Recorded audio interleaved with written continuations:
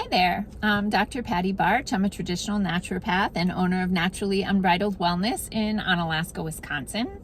And this week, I've already had a handful of clients reach out to me asking me what they could do to protect themselves in case of nuclear attack. So, based on my background in biotechnology, I had training in radioactivity, and then I also used to live in a town that had a nuclear reactor. So that combined with my health and wellness expertise, I thought I would put together a video for you guys. But I thought for this particular topic, it makes the most sense for me to bust out my Boston accent. So I'm Dr. Patty Botch, and a lot of people are asking me about nuclear attack. And first of all, I got to make sure that people know that it's nuclear, not nuclear. The center of the atom and the center of the cell is a nucleus, not a nucleus. It's not a nucleus. So nuclear. So make sure that all of the people that you're listening to about what to do for nuclear attack are not saying nuclear, because that's just stupid. So first of all, I'm going to tell you what I told my clients. When there's a nuclear attack, run toward the flash. You want to be vaporized because you don't want to survive a nuclear holocaust. That's going to suck for everybody. So hopefully you're in the kill zone and you're vaporized and you don't got to worry about this stuff anymore. You see a flashlight, the tunnel, you head for the light, everything's good after that. So if you're one of the poor suckers that's left behind and you got to try to survive this thing, there's two things you're going to need. So one is sunglasses and the other is barbecue sauce because, you're toast. But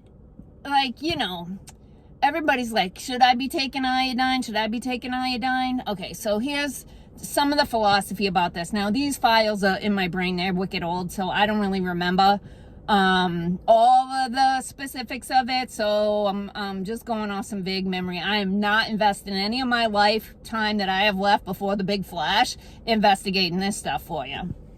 But there's some radioactive isotopes that have a high affinity for the thyroid. So when you live close to a nuclear power plant, the towns have, I think it's potassium iodine tablets that you can have so that if there's a little bit of a meltdown, you can take some potassium iodide, because the philosophy is that the radioactivity is going to bind to your thyroid. But if you fill your thyroid up with iodine first, there's no place for it to attach. So, that's one way to think about it. And so most people are deficient in iodine, so it's probably not a problem to be taking some iodine right now. So whatever, do what you want. The other thing from my training in radioactivity, there's basically three tenets of handling radioactivity or being around radioactivity, and it's time, distance, and shielding. So time, well, that's going to suck because it's going to be 24/7, right? Like in the air, whatever. So you can't really do anything about the time that you're exposed to these radioactive isotopes.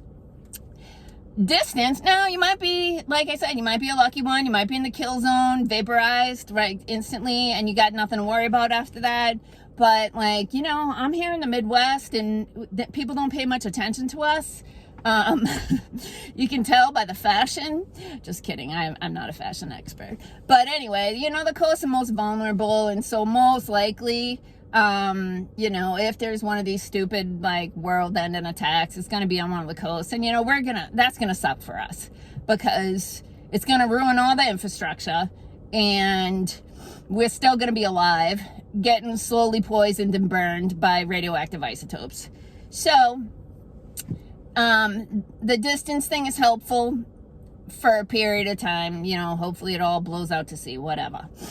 And then shielding. So shielding is a way that you can block the radioactive isotopes from hitting you. So in the lab, when we worked with radioactivity, we had leaded glass, right? Like you see in the x-ray rooms, right? They got leaded glass that the technician stands behind. So you know what you could do? you could go to the dentist and you could steal one of those bibs, because those are lead. And you could walk around with that thing on all the time. That would be good protection. So those are my key survival recommendations. But beyond that, some of the things you could look at. So radiation is a free radical, right? It's kind of a shit show, but it's bad for you. It messes with your cells and it creates a lot of oxidative stress. So antioxidants are some of the best things that you can be doing for your body all the time anyway, fight inflammation. So things like turmeric, chlorophyll, resveratrol, all the brightly colored fruits and vegetables. If you're one of these crazy people that's like waiting in line behind 20 cars to get Chick-fil-A, like head for the flash. Like there's no hope for you. So anyway, antioxidants, probably the best thing that anybody could be doing. No harm in taking iodine, unless maybe you got Hashimoto's thyroiditis. Sometimes it can be a little overstimulating, but in general, most people are deficient in iodine. And don't go taking the Morton salt. That stuff is crap. Look for a good iodine supplement. So anyway, I hope you find this video to be helpful and inspirational.